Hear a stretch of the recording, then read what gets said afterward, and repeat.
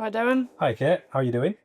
Pretty good. Good. Tis the season for gravy. It is indeed, and it's a season for the Gravy Club. It sure is, The brand new podcast, which we've no idea what it's about. Yeah.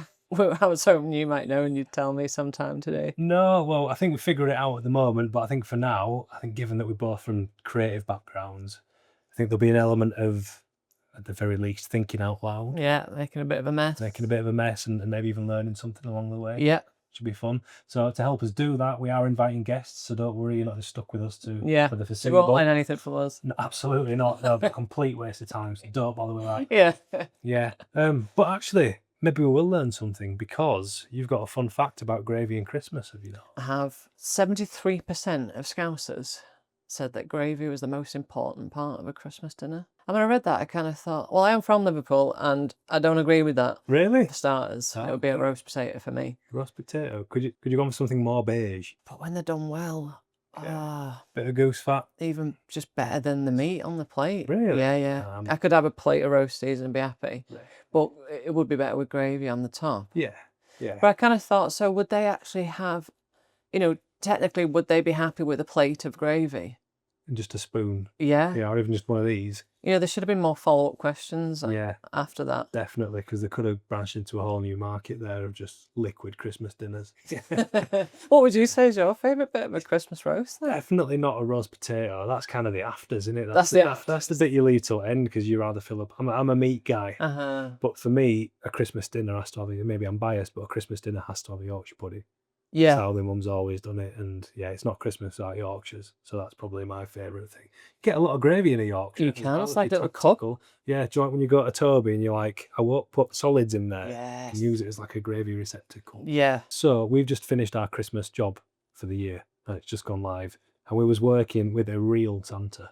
So he was actually one of the Coca-Cola Santas. So he's legit. He's the Santa, and Christmas for him is basically all year round. Oh my God. So before he'd seen us, he just got back from Turkey and a holiday resort. We're basically filming him jet skiing and partying and having a wild time.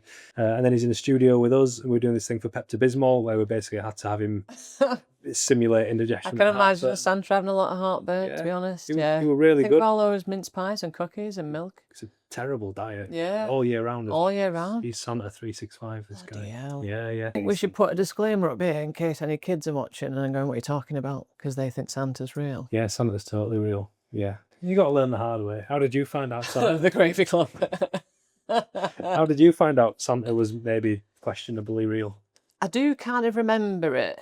And this is going to age me a bit here, but I always wanted a Tamagotchi. And I've been asking for one all year, just as like an August gift, not even a Christmas gift, just like can you get me a Tamagotchi because I've been good. No, the shit them. You're not getting one of them. And then one day I found one in the kitchen cupboard and it was around December. And I was like, what the hell is this Tamagotchi doing in there? And then I had a Tamagotchi on Christmas Day. How old were you? I'm trying to think, maybe 11 or 10. And I was fuming, absolutely fuming. Yeah. How could you lie to me like this? How long's this been going on? But did having a Tamagotchi not... I suppose the magic of Christmas is probably more important than a virtual pet. Yeah.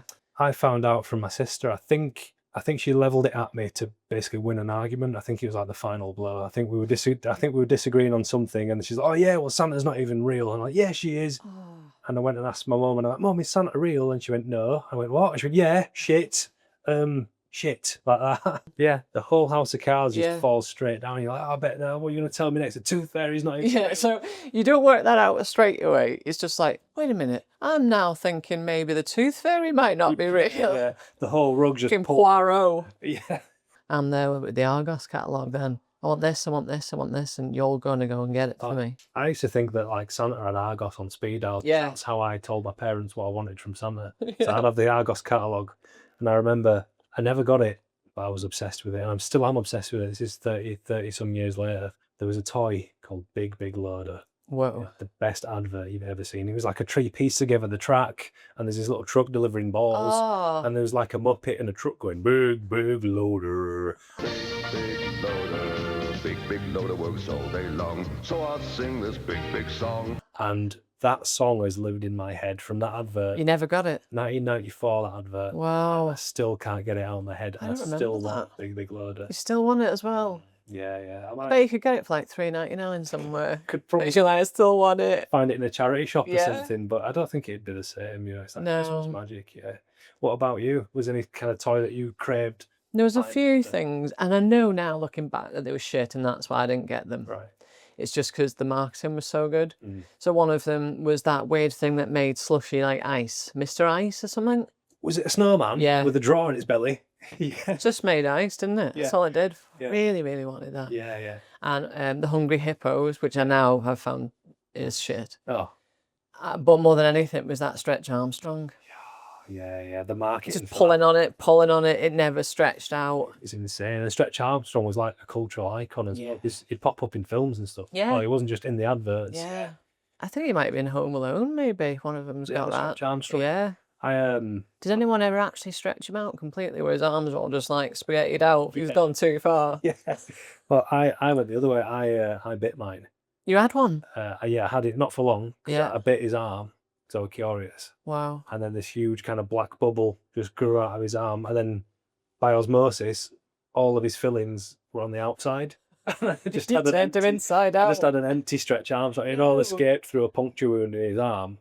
And then I just had all this black slime, and then just like a. So it was skit. liquid that was in him. It was like a dense jelly kind of thing, yeah. But I think the pressure of him had just basically made it all leak. You're So- probably the only person that knows what's inside a Stretch Armstrong. Yeah. You know his weakness. I'm just curious. Like, What's in this dude? I still do it now. Like I chew pens to bits. Like, Even though you know what's in that. where it started. I think. Yeah. Stretch Armstrong. What do you do with him? Just stretch him, that's it. I don't know. I remember throwing him was painful because like it's a heavy. It was heavy, yeah. Stretch Armstrong's like a bag of sugar with a plastic head. Yeah. So when my brother threw it at me, like you'd Bloody really hell, yeah. feel it. No, big. Yeah, big unit is all Stretch. Yeah, it was Big big loader. Don't get me started on big loader. I always wanted a lava lamp as well. Yeah, I got one of them. I had a lava lamp. It was Did great. you? Yeah, I think my mum accidentally broke it cleaning. I don't know how accidental that is Mm. because I imagine running that lamp on the bill Yeah. every night. Like, how much? Oh, sorry. Can I get another one? No. I remember seeing some kids program like Been Art Attack where it was make your own and it was just water with a bit of vegetable oil in it I remember and that, food yeah. colouring. I remember. Try it yourself. You just turn it upside down. My lava lamp substitute when I did get my lava lamp broken was one of them UFO lamps that like, Yeah. every market stall would sell. Do you remember with the fibre optic like Yeah. hair coming out of the top? Yeah, they were Like, sick. That was the age of the bedroom novelty lamp. That's right. Because you'd have either a disco ball, UFO lamp, lava lamp, Disco ball, yeah. disco ball, yeah. Yeah. And were we even having discos in our rooms back then? No, Or ever? no, I don't think so. That was weird. I Weird had- time. I had a strobe light as well, which was Oh, yeah. kind of for special occasions. I had a lot of lighting going on. Yeah. But yeah, good times. Do you ever have like a favourite Christmas present that you got where you're just like, yeah, that nailed it and it never got better than that? I was obsessed with the 90s Action Man. Oh, yeah. But there was one Right. that I had, and he had like a wind-up wrist, so you could put a weapon in it, and you wind it to Okay. hell, and then a button on his Would it go- arm would I really remember release it, that. so you could just ninja the other Action Men with it. Yeah, what were your favourite? Gotta be the Super Nintendo. Super Mario and Donkey Kong was the two games that I got with it. Don't Talk to Me was then. Yeah. Family coming in, just not even acknowledging their presence. Yeah. Getting called for your tea. Just fucking leave me alone. Yeah. Were you an only child? Yeah. That's how you ended up with the Super Nintendo. Yeah. Right, okay. Yeah. But I mean, my nan used to come on Christmas Day. So I'd open all my presents and then my dad would go and pick up my nan to bring her over. And then I'd think double presents now. But even though her presents were proper shit. So she'd come in with like a big bin bag full of just old lady shit. American tan tights, half-used bottles of perfume, 5 or 8 years old. You know, she just didn't grab like a bin bag on the way out. I think it was like she just went round her house going, oh, Jesus, what am I going to give her? But in there would be then just like a bloody SNES game. In between the old Yeah, tights which and half per. Probably my mum would have given her that and said, give her that. She won't want them massive knickers. The big like Tom and Jerry ones on the washing Absolutely line kind massive. of buckets. And they'd be like a pack of 8 kind of thing. Oh, Yeah, keep you going. Yeah, but also she was this kind of like, she would give me, for years, used to give me this tray of Brazil nuts, those big fuckers. I'd eat them, like, once all the selection boxes had ran out, and you're like, what the hell's left? Oh yeah, them nuts my nan gave me. And it was only like years later that I realised they were supposed to be chocolate covered Brazil nuts. But she'd sucked off all the chocolate off the nuts. Put them back in the fucking wrappers. No. She wouldn't be doing that to be cruel. It's literally to save money. I want some chocolate and Kate's going to get them nuts. So I'll just have the chocolate off the nuts and then she can have the nuts after. Years I've been having her suck nuts. Yeah. That's her. awful. That's really thrifty in her mind. Yeah. So I think in a lot of ways, Kate, your grandma's approach to gifting is a lot like the Gravy Club Yeah. because it's unique. Yeah, It's that's definitely true. unique. There's layers to this podcast that we get to Yeah. explore. Lots of character, lots of questionable flavours. So yeah, how excited are you to get this podcast up and running for next year? Yeah, I am pretty excited, and I think having a Christmas episode is a good way to launch it. The Simpsons' first ever episode was a Christmas episode. Was it? Yeah. Didn't They know did that. all right, didn't they? So unless you're telling me we're going to be sat here in about 35 years' time, Yeah. and you're like, "Ah, And we both got different voices now as well. yeah, You don't even sound like Marge anymore. no, But I think with this being a first episode and a Christmas one is a way for us to introduce ourselves. Yeah. Be a bit silly, make a Yeah. mess, yeah, think out loud. maybe something along Maybe the way. something along the way. That's the tagline. So that's a brief rundown of the Gravy Club and how it's going to work. Yep. I think this is the last that you'll see from us this year. But if you follow us on LinkedIn at The Gravy Club or visit our website, thegravyclub.co.uk, and also follow us on Spotify and YouTube, you'll see our first proper episode with guests. You don't want to miss it. It's going to be awesome. Merry Christmas. Merry Christmas. See you in a bit. See ya.